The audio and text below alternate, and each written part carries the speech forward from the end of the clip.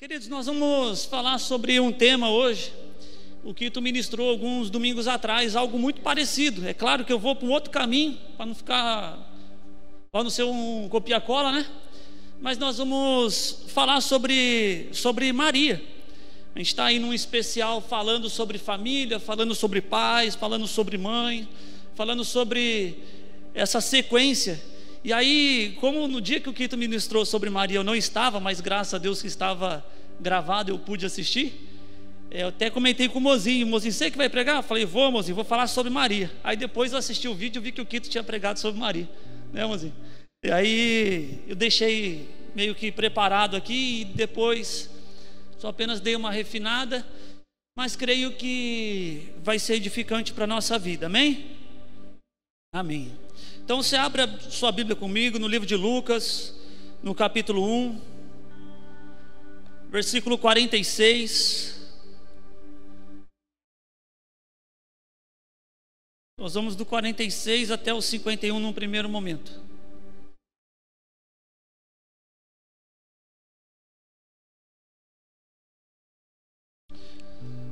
Amém. Você pode acompanhar no telão também, fique à vontade. Então disse Maria: a minha alma engrandece ao Senhor, e o meu espírito se alegra em Deus, meu Salvador, pois atentou para a humildade da sua serva. De agora em diante todas as gerações me chamarão bem-aventurada, pois o Poderoso fez grandes coisas em meu favor. Santo é o seu nome. A sua misericórdia estende-se aos que o temem de geração em geração. Ele realizou poderosos feitos com o seu braço, dispersou os que são soberbos no mais íntimo do coração. Amém? Vamos orar. Senhor Jesus, nós te agradecemos, Senhor, te agradecemos pela tua palavra viva, fiel e eficaz. A tua palavra, Deus, que libera, Deus, libera santificação para a igreja, libera a bênção, Senhor, libera paz para o coração aflito, dá destino, ó Deus, para quem está desesperançoso, acalma o coração, ó Deus, dos desesperados, Senhor. Esse é o poder da tua palavra, Senhor. A minha vida, a minha alma precisa disso também, Senhor, e o ouvido mais perto da minha boca que fala é o meu. E em nome de Jesus, ó Deus, guarde a tua igreja, Senhor. Guarde os teus filhos, Senhor, para ouvirem e serem edificados pela tua palavra. No nome de Jesus, amém. Queridos, nós quando falamos de Maria e vimos a história de Maria, eu vou pegar um pouco da introdução do Quito do domingo do dia 11. A igreja protestante, ela negligencia um pouco algumas histórias. Eu digo por não ter uma frequência de ministração, e eu falo isso baseado em dados. Por exemplo, eu já devo ter ouvido a história de Zaqueu umas 30 vezes. Eu já ouvi sobre a viúva que deu as 2 moedinhas mais umas 20, mas eu ouço pouco. Deve ser muito bom, né? Eu ouço muito pouco acerca de Maria, e é uma personagem singular, uma personagem ímpar na história bíblica, na história de Jesus. Maria e José são personagens importantes também, tanto quanto os demais, mas nós falamos muito pouco sobre eles. E aqui nós estamos falando sobre uma oração, ou melhor, um cântico de Maria, onde depois que ela descobre que ela ficaria grávida do Altíssimo, do Espírito Santo, estaria ali concebendo a ela o filho, e ele seria o Salvador, o Redentor de Israel, de toda uma geração, ou melhor, de toda uma nação. Ela fica feliz e honrada com aquele chamado que o Senhor propunha para ela. Em um determinado momento ela fala para o Senhor: eis-me aqui. E depois ela já aceita esse chamado que Deus deu para ela de bom grado, e ela começa a dizer: a minha alma te engrandece, Senhor. Então lá no início o anjo aparece para Zacarias. Zacarias entra no templo. Havia ali um sorteio, como era de tradição. Zacarias entra no templo, e por ele não acreditar que a sua esposa, a sua mulher Isabel, ficaria grávida, já por ela também já ser de idade, o anjo Gabriel fala: olha, Zacarias, você vai ficar cego por um tempo, por não ter acreditado naquilo que eu estou te dizendo, que a sua esposa ficaria grávida. E depois o anjo também aparece para Maria e diz sobre o nascimento de Cristo. Está no versículo 26. É Kit? Kit, pastor? Obrigado, viu, querido? Hoje não vai precisar não, hein? Maria vai então à casa de Isabel. O bebê se move ali dentro dela, se remexe dentro dela de uma maneira diferente, e ali passa a ser cheio do Espírito Santo. E aí há alguns pontos dentro da história de Maria, dentro desse capítulo de Lucas 1, que são importantes para nós. E eu queria destacar um ponto importante. Maria, aqui ainda adolescente, no costume da lei judaica, as mulheres elas eram prometidas aos seus maridos. Ele pagava ali um dote, e ali tinha-se o casamento velado primeiro no papel. Ainda não tinha tido a cerimônia de casamento, e eles moravam para morarem juntos até então, mas ali ela já tinha sido prometida para o seu marido, que seria José. Só que quando ela recebe essa notícia, essa informação de que ela daria a luz ao Cristo, ela começa a louvar, e ela faz esse cântico bonito, dizendo que a alma dela louvava o Senhor e etc e tal, como nós acabamos de ler. O que é interessante disso é que esta jovem, e eu vou chamá-la de jovem, esta jovem, ela louva a Deus sem ainda ter uma clareza, uma noção do tamanho do sofrimento que ela iria passar. Por quê? Porque para ela isso foi um sofrimento. Meu Deus, que bênção, que glória, que maravilha, mas para ela foi um sofrimento. Foi um sofrimento por diversos motivos. Daqui a pouco nós vamos ler o crucial deles.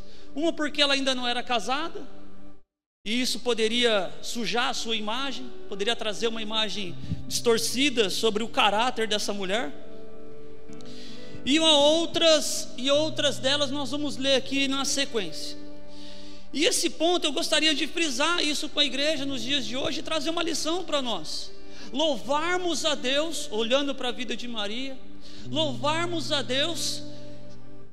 Se ela foi capaz de louvar a Deus sem saber o tamanho do sofrimento que ela iria passar lá na frente, sem saber, sem ter noção, ela já estava Maria, desculpa a expressão, mas ela já estava chapadinha, já estava, meu Deus, que bênção, que alegria, que delícia que vai ser isso daí. Como eu sou agraciada, como eu sou bendita, como o Senhor pôde de ter tanta misericórdia de mim assim. Ela começa a louvar a Deus. Então, se ela foi capaz de louvar a Deus sem saber pelo tamanho do sofrimento que iria passar, em alguns momentos ela soube o sofrimento que ela iria passar. E aí nós devemos louvar ao Senhor, tomar isso como partida em nossa vida, termos uma vida de adoração, de responsabilidade de adoração, senso de adoração, mesmo passando por tribulações. Por quê? Porque uma coisa é quando está tudo bem você adorar, mas e quando o calo está apertado, a gente começa a ter a nossa mente um pouco mais centrada nas soluções de problemas. Eu preciso resolver um problema, e ali a gente começa a pensar, a ser um pouco mais pragmático. Não, deixa eu pensar o que eu vou fazer, deixa eu pensar como que vai ser a minha vida a partir de então, a partir da resposta de uma notícia, como eu vou me comportar. Por quê? Porque há pessoas que dizem, e eu creio muito nisso, que muito sobre nós tem mais a ver com as nossas reações mediante as circunstâncias, as nossas reações mediante as frases, do que propriamente dito as nossas ações. Por quê? Porque as nossas ações a gente consegue controlar. Eu vou pular de cá, eu escolhi vir pular de cá. Vou pular de lá, eu escolho vir pular de cá. Mas às vezes a reação não. A reação talvez não seja tão bem controlada. Talvez a reação de uma notícia você não consiga controlar ela com uma facilidade maior. Às vezes a notícia vem uma notícia bombástica,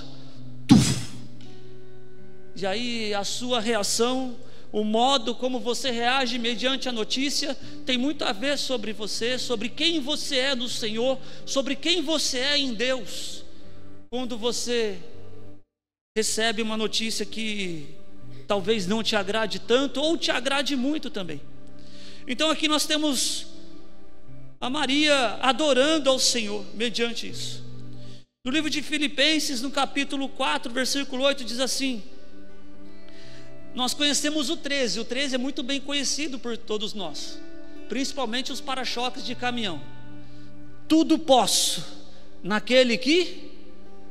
Amém, né? Olha lá a igreja, que bonitinho, um coro, né? É um coral maravilhoso. Tudo posso naquele que me fortalece. Maravilha, esse texto é maravilhoso. Esse versículo 13, põe o 13 por gentileza. 4:13. Tudo posso naquele que me fortalece. É lindo. Mas nós precisamos também entender em qual contexto isso é dito. O contexto dessa frase de alguém que sim acredita que realmente pode tudo em Cristo e que é Cristo que nos fortalece, ele é interessante.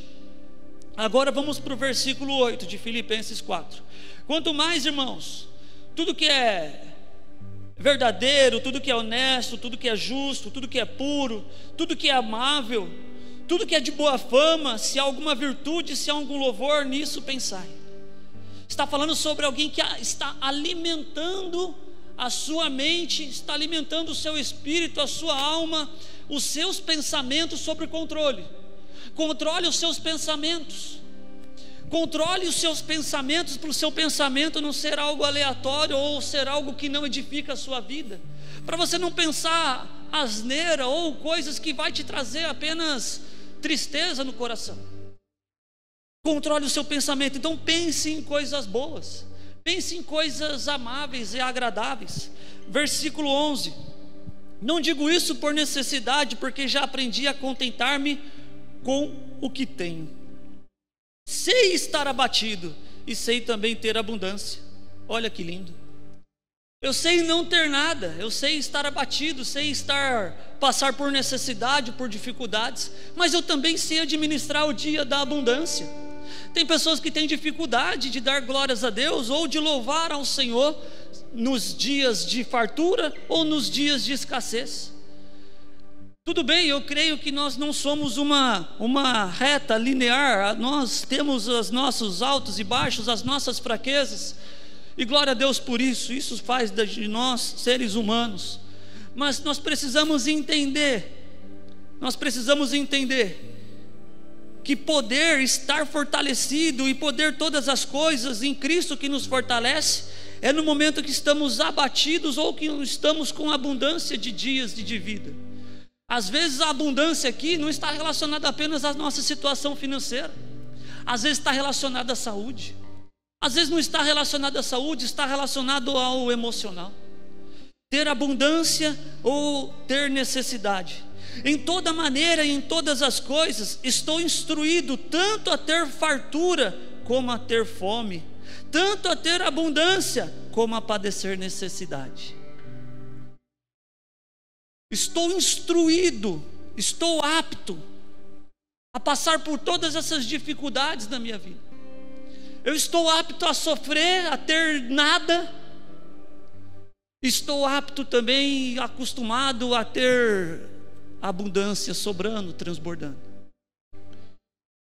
E aí depois o apóstolo Paulo diz: aí sim, eu posso todas as coisas em Cristo que me fortalece. Então, pegando a nossa vida, a vida da nossa irmã Maria, Cristo então nasce numa manjedoura. Os seus pais, no seu 8º dia, cumpre o padrão, né, da lei da época com o primogênito, seguir a tradição judaica da época em oferecer sacrifício pela vida da criança. E no meio daquele caminho entra um personagem muito interessante. Eu já pulei lá para o nascimento, tá, irmãos? Um homem chamado Simeão, que diz a Bíblia que ele era um homem justo e piedoso, e ele esperava a consolação do povo de Israel. Simeão, ele esperava e aguardava ardentemente o nascimento do Messias, porque havia uma profecia que dizia que ele não morreria sem antes ver o Redentor do povo de Israel. Abra sua Bíblia comigo no livro de Lucas, capítulo 2, versículo 28. Simeão encontra com o Cristo. E aí diz, Lucas 2, 28. Simeão o tomou nos braços, tomou a criança nos braços e louvou a Deus, dizendo: ó soberano, como prometeste, agora podes despedir em paz o teu servo, pois os meus olhos viram a tua salvação, que preparastes à vista de todos os povos, luz para revelação aos gentios e para a glória de Israel, o teu povo. O pai e a mãe do menino estavam admirados com o que fora dito a respeito dele.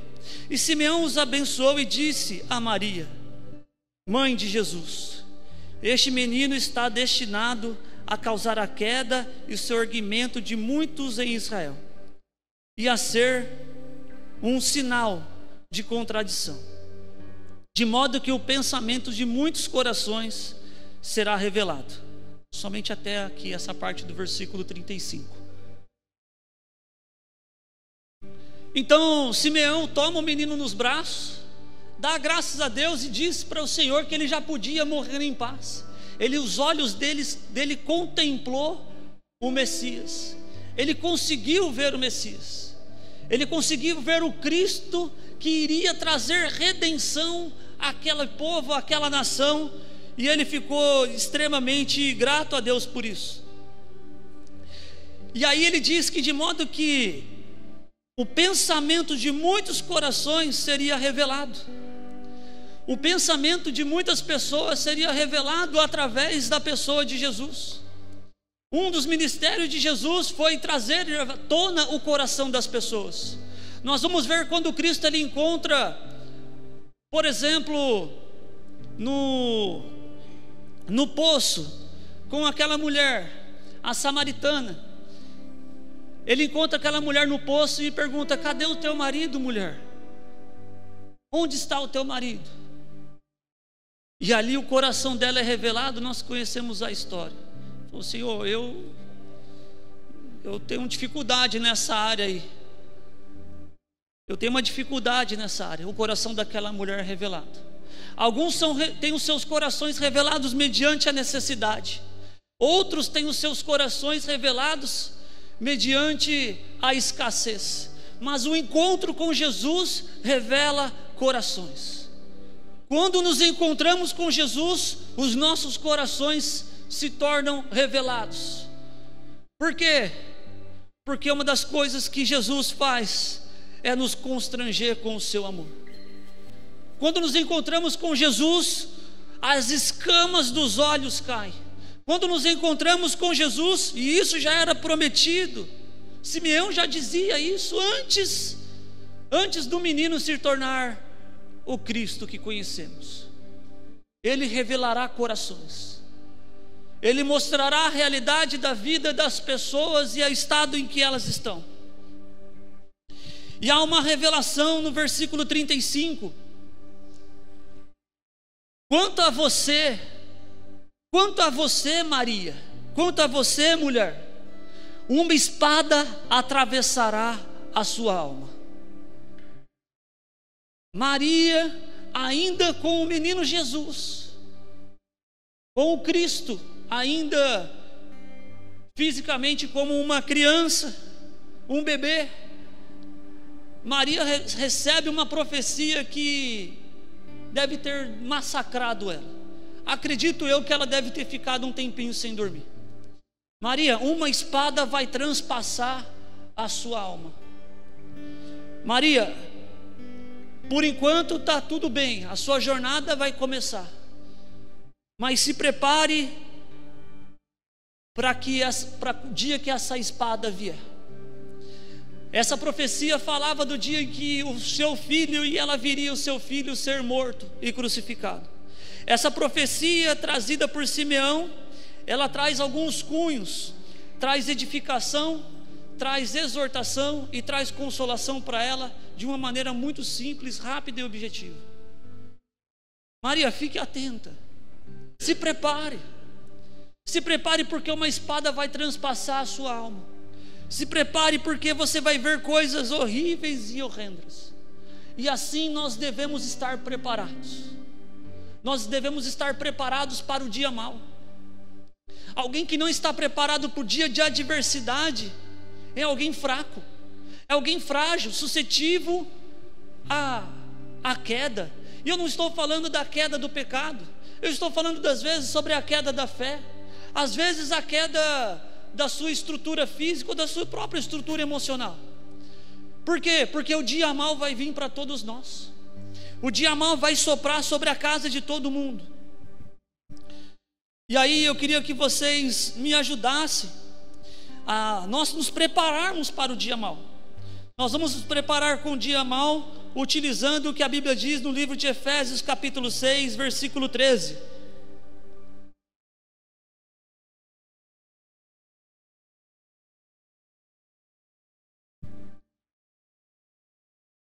Nós precisamos nos preparar para o dia mau, tomando hábitos que a Bíblia manda nós tomarmos, fazendo coisas que a Bíblia manda nós fazermos.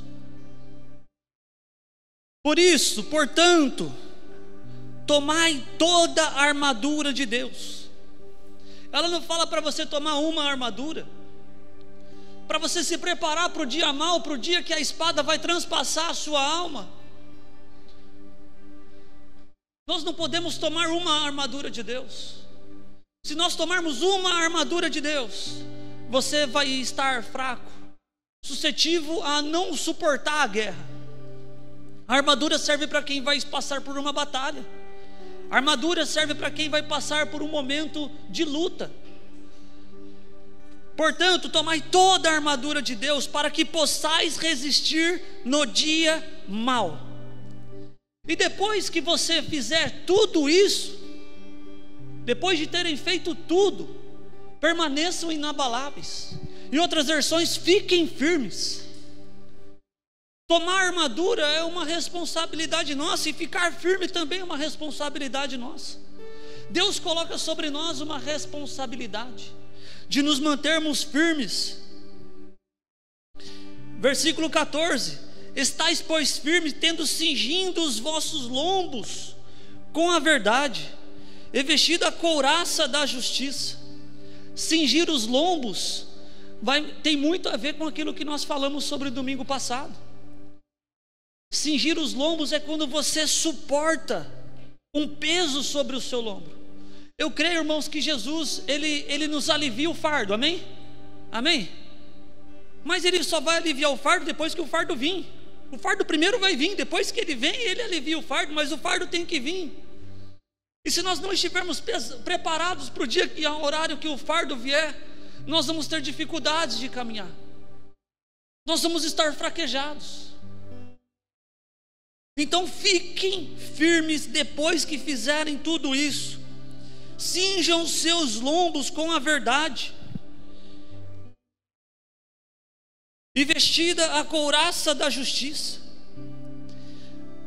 e calçados os pés na preparação do evangelho da paz, tomando sobretudo o escudo da fé, no qual podereis apagar todos os dardos inflamados do maligno.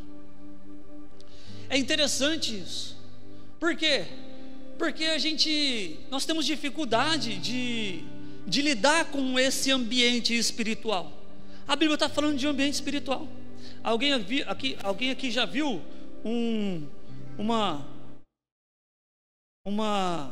uma couraça da justiça na igreja aqui? Alguém está vendo? Porque aqui, embora esteja falando de algo espiritual, é algo tão real quanto este copo que vocês estão enxergando. Isso é muito real. Isso é muito real. Por esses dias, conversando com o pastor Eric, ele disse assim: Glauco, o diabo, ele não brinca de ser diabo.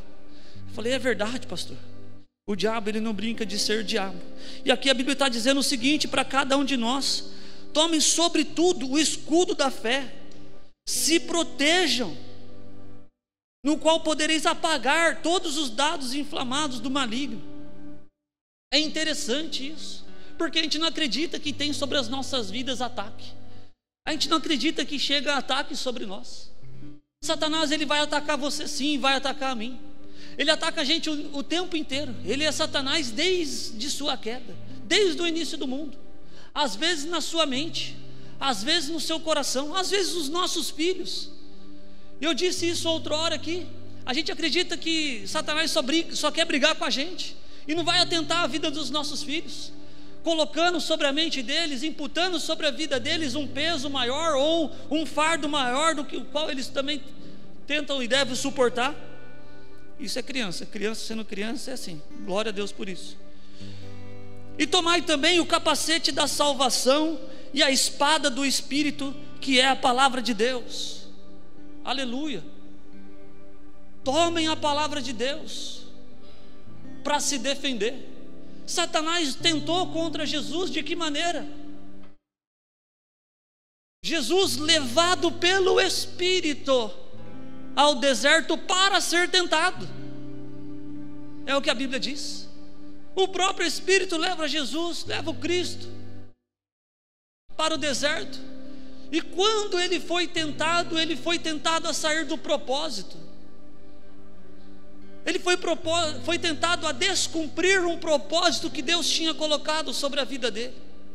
Às vezes, irmãos, vai ter muitos de nós que vamos estar dentro da igreja e vamos estar desviados. Que isso, pastor? Está dizendo que nós estamos desviados? Não, eu estou dizendo que quando nós não estivermos no propósito de Deus, nós estaremos com o nosso objetivo desviado. Outrora eu conversava com um irmão aqui no culto de ontem à noite, dizia para ele, eu falei, e o meu medo nos dias de hoje é não estar no propósito do Senhor. Eu quero estar no teu propósito, Senhor. É a minha oração junto com a minha esposa. Foi isso que nos trouxe aqui para essa cidade. Nós queremos estar diante do teu propósito, Senhor. E aí quando Satanás tenta Jesus, transforma esta pedra em pão. Pois está escrito, nem só de pão viverá o homem. Irmãos, se Satanás tentou contra a vida de Jesus, sabendo que ele era o Cristo, o Filho de Deus, ele investiu para tirar Cristo do propósito. Deixa Deus me usar hoje aqui sobre a sua vida. Ele vai tentar contra a sua vida também para te tirar do propósito. Ele vai tentar. E vai lançar na sua mente palavras, coisas, achismos e achômetros. Não, mas isso não dá certo, mas isso não funciona. O Senhor tem muitos propósitos na sua vida, muitos propósitos. Esteja sensível à voz de Deus. Se revista com força mesmo. Orando, olha como, versículo 18 de Efésios 6. Orem no Espírito em todas as ocasiões, com toda oração e súplica. Tendo isso em mente, estejam atentos e perseverem no coração por todos os santos.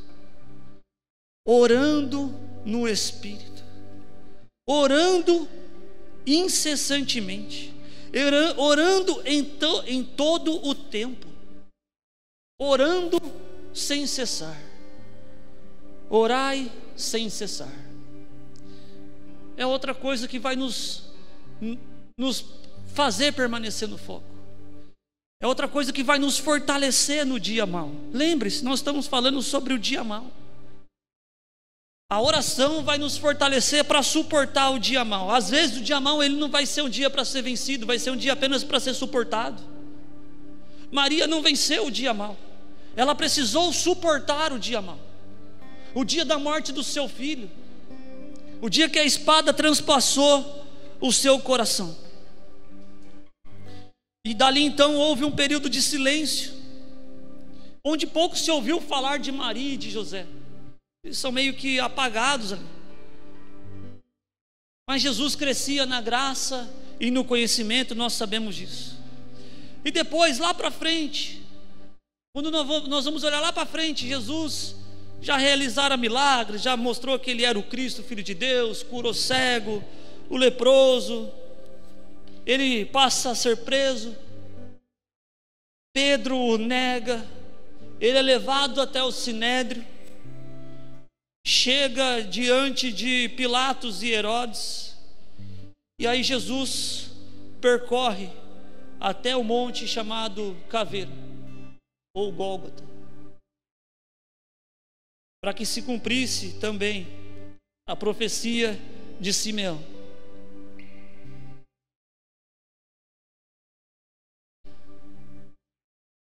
João capítulo 19, versículo 25. E junto à cruz de Jesus estava sua mãe e a irmã de sua mãe, Maria, mulher de Clopas, e Maria Madalena. Ora, Jesus, vendo ali sua mãe e que o discípulo a quem ele amava estava presente, disse à sua mãe: mulher, eis aí o teu filho, apontando ela provavelmente para João. Depois disse ao discípulo: eis aí a tua mãe. E desde aquela hora o discípulo a recebeu em sua casa. Cristo já carregava o madeiro nesse momento, já tinha tomado uma quarentena de açoites menos um, já tinham batido com caniço em sua cabeça para que o seu crânio viesse a inchar e os espinhos cravar na sua cabeça, enterrarem na sua cabeça. E nesse momento, no momento de dor, de aflição de Jesus, o olhar de compaixão de Jesus por aquela que tinha criado e educado ele ao longo da sua vida, o olhar de misericórdia de Jesus para Maria, para o cuidado especial com a mulher que lhe trouxe ao mundo numa manjedoura. O olhar de carinho, olhando para João, disse: João, vai lá, tira ela daqui, não permita que ela veja essa cena horrível que está para acontecer. O Cristo sabia o que estava para acontecer naquele momento de aflição. Ele sabia que o seu momento de aflição iria lhe causar danos, e iria causar danos profundos. Imagine você, sendo mãe, vendo seu filho ser crucificado, sabendo nós qual foi a crucificação de Jesus e como foi a crucificação de Jesus. Mas ele tem um carinho especial por ela. E aí eu queria caminhar para o final aqui junto com os irmãos. Por mais que Maria tivesse visto parte da cena da crucificação do Cristo, do seu filho, nós vamos ver a persistência de Maria. Eu digo a persistência de Maria porque ela não negou o seu chamado, ela não negou aquilo que aconteceu. Ela poderia muito bem fazer como a mulher de Jó, falando para Jó: amaldiçoa o seu Deus e morre. É o que a mulher de Jó fala para ele, depois dele passar muitas aflições. Maria, ela persistiu de uma maneira diferente da nossa, uma maneira singular também. Nós vamos ver isso no livro de Atos capítulo 1.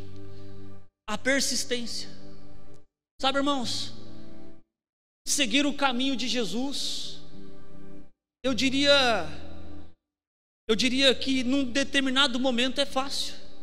Que isso, pastor? Mas a gente tem que carregar uma cruz, tem que negar a si mesmo, não é fácil. Capaz, irmão, quem está apaixonado por Jesus fica fácil. Daí vem o nosso primeiro amor.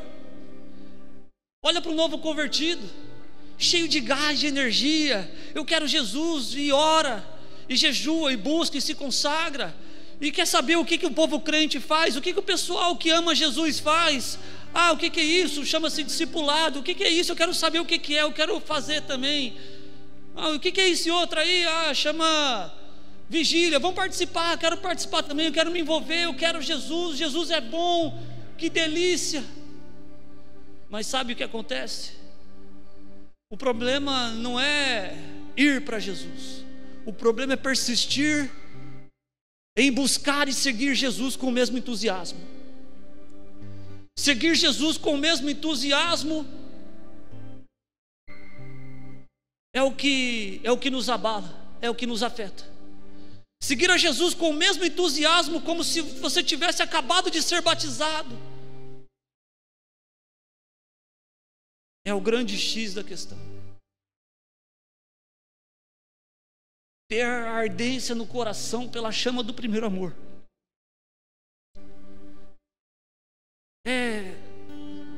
Sabe aquela oração que você se joga no chão, que você até bate o joelho no chão e chega a doer? Você fala: Deus, eu quero ficar desesperado pelo Senhor. Uma coisa que eu tenho muito orado a Deus nesses dias é que a nossa fé ela não seja uma fé fria, é que a nossa fé não seja uma fé morna, é que a nossa convicção dos dias de hoje seja a mesma convicção de quando nós levantamos a mão e dissemos igual a Maria: eis aqui a tua serva.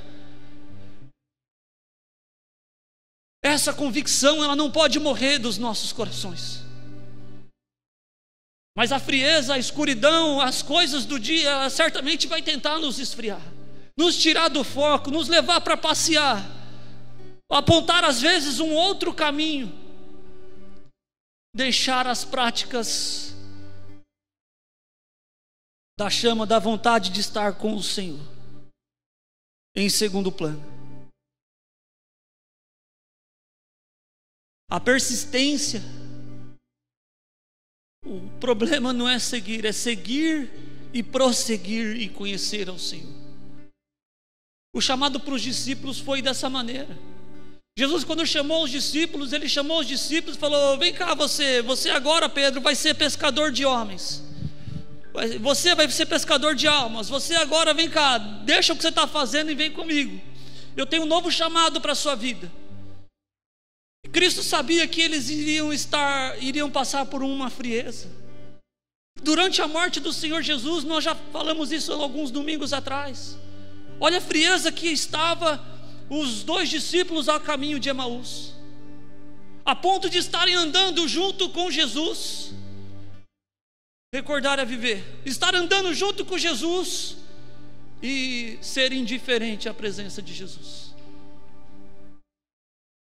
E depois, no outro momento, quando Jesus desaparece, aí eles falam: o nosso coração ardia quando ele nos falava sobre as Escrituras. O nosso coração ardia. Se o nosso coração ardia, quer dizer que não estava ardendo. E se não estava ardendo, o oposto de arder, pode ter certeza que são temperaturas mais frias, são em temperaturas geladas. O problema para Maria não foi ela levantar a mão e falar: eis aqui a tua serva, Senhor, cumpra em mim a tua vontade. Isso nós fizemos. O grande problema é persistir. O grande problema é ficar em Jerusalém até receber uma nova palavra, uma nova ordem de Deus. Abra sua Bíblia no livro de Atos, capítulo 1, versículo 13. Persistir na adversidade, ter persistência na adversidade. Esse foi o chamado para os discípulos. E entrando, subiram ao cenáculo onde habitava Pedro, Tiago, João e André, Felipe, Tomé, Bartolomeu e Mateus, Tiago, filho de Alfeu, Simão, o Zelote, e Judas, irmão de Tiago. Todos estes perseveravam unanimemente em oração e súplicas com as mulheres, e Maria, mãe de Jesus, e com os seus irmãos. O pessoal do louvor pode vir à frente, por gentileza. Todos perseveravam unanimemente na oração e súplicas. Todos perseveravam unanimemente. Ah, Jesus.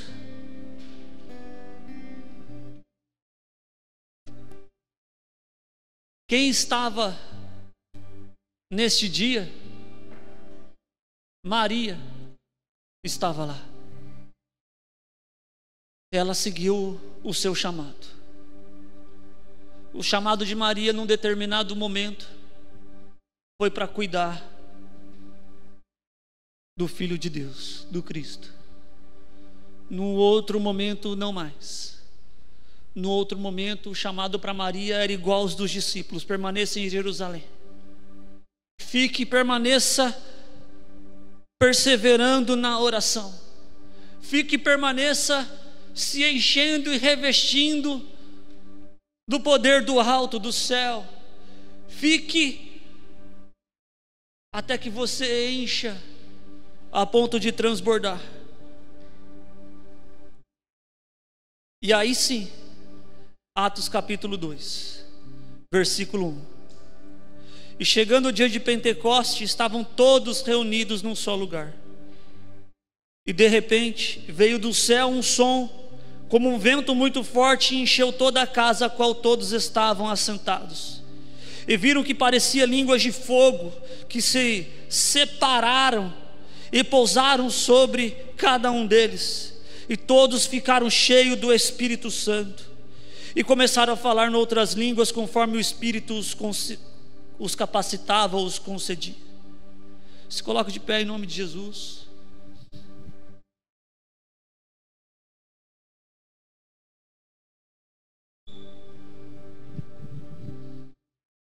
O problema não é passar o dia mal. O dia mal é passar o dia mal estando preparado para quando ele vier. Estar preparado para ele. É se preparar para o dia mal. O dia mal, unanimemente, vai vir para todos. Mas a pergunta é: você está preparado para o dia mal? Você está preparado para ter e passar por momentos de adversidade? O grande problema não é seguir a Jesus. O problema é continuar seguindo a Jesus com a mesma intensidade quando nós começamos a seguir a Jesus pela primeira vez. O grande problema não é adorar a Jesus. Nós falamos muito sobre a adoração nesta igreja. Nós somos uma igreja que adora, amém? O problema é adorar a Jesus em espírito e em verdade. O grande problema não é vir à casa de Deus. O grande problema é vir à casa de Deus com alegria, é com felicidade. Isso não pode ser um peso para nós. Isso não pode ser um peso para nós. Tem que nos proporcionar alegria. Então, se Maria foi capaz de adorar ao Senhor, sabendo que nem ela sabendo que passaria por grandes aflições e tribulações, e ainda assim ela foi capaz de permanecer junto com os demais discípulos, porque havia uma promessa para cada um deles, que ficassem aguardando a vinda do Espírito Santo. Porque o Senhor disse: eu vou vos preparar um lugar, mas Ele, por ser fiel, não nos deixou só. Enviou o seu Espírito, Paracletos, aquele que se parece e tem a mesma origem e característica do Filho unigênito de Deus, para habitar dentro de mim e dentro de você. O intercessor da nossa alma, porque não sabemos orar quando convém, mas Ele intercede por nós com gemidos inexprimíveis. Perguntou Maria ao anjo: como acontecerá isso se ainda sou virgem? O anjo respondeu a ela: o Espírito Santo virá sobre você e o poder do Altíssimo a cobrirá com a sua sombra. Assim, aquele que há de nascer será chamado Santo, o Filho de Deus. Nós precisamos de poder do alto para enfrentar o dia mau. Nós precisamos de poder que não está além das nossas habilidades humanas. Não há habilidades humanas que conseguem suportar o dia mau, mas as habilidades celestiais desenvolvidas no céu e enviadas pelo Senhor nos fortalecerá. Essas sim são eficazes. Há armas eficazes para fazer-nos suportar o dia mau. Essas armas não são forjadas por mãos humanas. Essas armas não são forjadas por capacidade humana, mas elas foram criadas na eternidade e são direcionadas aos filhos. Amém? Amém? Amém. Eu gostaria de fazer uma oração junto com toda a igreja. Junto com toda a igreja. Você não precisa sair do seu lugar, fique no seu lugar. Fique no seu lugar. Mas eu queria que você que acredita que o primeiro amor ele está fugindo da sua vida, a sua mente está confusa, embaraçada sobre o caminho ou a rota a seguir. Pastor, a minha mente ela está confusa. Às vezes eu vejo a minha mente até perturbada sobre a minha vida de fé. E eu vejo que eu estou me esfriando. E eu vejo que está batendo um esfriamento. Eu queria que você colocasse a mão sobre o seu coração, no seu peito. No seu coração, no seu peito. E você orasse junto comigo e repetisse assim: ó Senhor Jesus, houve um dia na minha vida que meu coração queimava, o meu espírito gemia, Senhor. Os meus olhos só enxergavam a Tua glória. Eu não tinha olhos para mais nada, mas a frieza, a escuridão está me cegando, Jesus. Aqueça meu coração, limpe a minha mente, Senhor. Limpe os meus pensamentos, ó Espírito, para que eu cumpra o propósito do Senhor, para que eu não saia do objetivo do Senhor, para que eu seja fervoroso, para que eu seja quente, porque o morno o Senhor não aceita. Ah, Jesus, eu oro por uma igreja viva, Senhor. Eu oro por uma igreja, ó Deus, que vivifica a Tua vida no Espírito, na oração, na comunhão. Eu oro, ó Deus, por cada irmão que aqui está, Senhor, que o Senhor aviva os corações deles, que o Senhor, ó Deus, com o Teu Espírito, ó Pai, que está ali dentro deles, ó Pai, toque nas mentes, Senhor, liberte as mentes que estão cativas e recebendo setas de Satanás, Senhor. Nós repreendemos, ó Deus, todo dardo inflamado agora no nome de Jesus. Toda seta inflamada, Deus, tudo aquilo que Satanás usou de acusação contra a vida da Tua igreja, Pai, seja repreendida. Que o Senhor faça, Deus, volte a trazer lágrima para os olhos, arrependimento para o coração.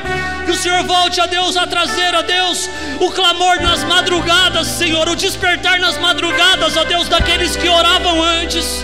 Que o Senhor desperta aqueles que estão dormindo. Que o Senhor, ó Deus, faça habitar, ó Pai, de uma maneira singular, Senhor, cada coração, cada vida, ó Deus, em nome de Jesus.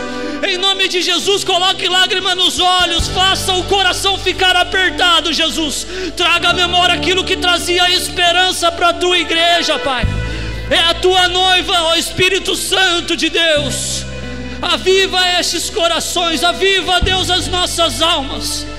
Aviva-nos, Senhor, como antes éramos avivados, Senhor. Jogue-nos no chão se for necessário, Jesus, em arrependimento. Em nome de Jesus, ó Deus, trabalhe na nossa vida. A nossa vida ela é do Senhor. A nossa vida pertence ao Senhor. A nossa alma pertence a Ti, Jesus. Nada nem ninguém pode tirar, porque foi o Senhor que a comprou. Aleluia.